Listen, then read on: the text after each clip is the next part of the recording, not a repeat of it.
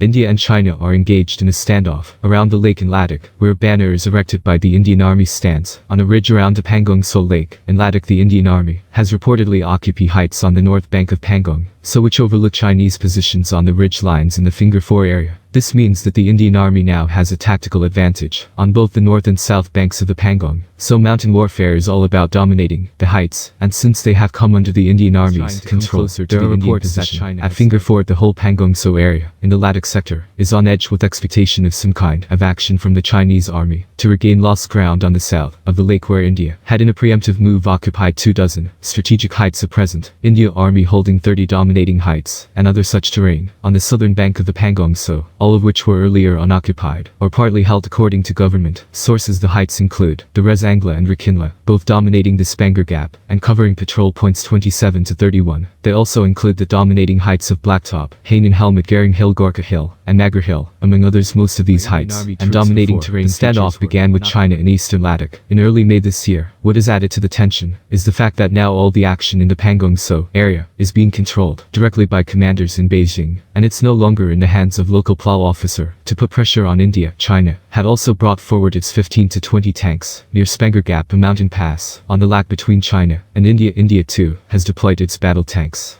In its Muldo garrison, China has now deployed 5,000 to 7,000 soldiers, and India has a similar number in the area. Chinese troops are on a daily basis trying to threaten Indians' positions. India has built defenses and put barbed wire around its positions and has warned the Chinese that crossing these wires will attract strong reaction from the Indian Army. On Monday night, Indian Army warned them to go back, but the Chinese troops then fired in the air to intimidate Indian soldiers. Next day, the PLA troops were carrying what looked like traditional Guanto weapons, a single-edged sword-like blade on the end of a pole, and had automatic rifles. In May, the Chinese army had crossed the lake on the north bank of Pangong Tso and occupied 8 kilometers between Finger 4 and Finger 8 areas. In all diplomatic and military talks between the two countries, China has bluntly refused to vacate the occupied areas. The Finger area refers to a set of 8 cliffs jutting out of the Sergipe range overlooking Pangong Lake. Before the PLA grabbed positions on Finger 4 overlooking Indian deployments, the army would patrol right up to Finger 8 that New Delhi considers within Indian territory.